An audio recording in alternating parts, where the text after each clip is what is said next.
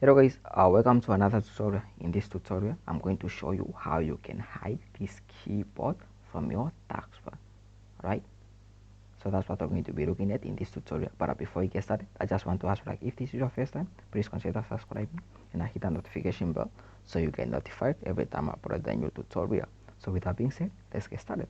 Now, to turn this keyboard off, just come to your taskbar and then right click on it, and then this tab should be opening up.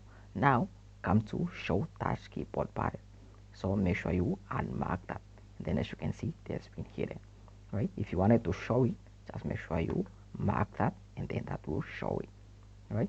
So I'm going to unmark this, and then that will turn it off, right? It's really simple. So yeah, that's how you can turn your keyboard button off on your taskbar.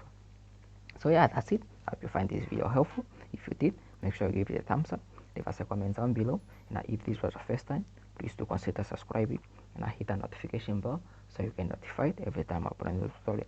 So with that being said, that's it for this tutorial. See you guys in the next one. I'm out. Peace, love, and unity.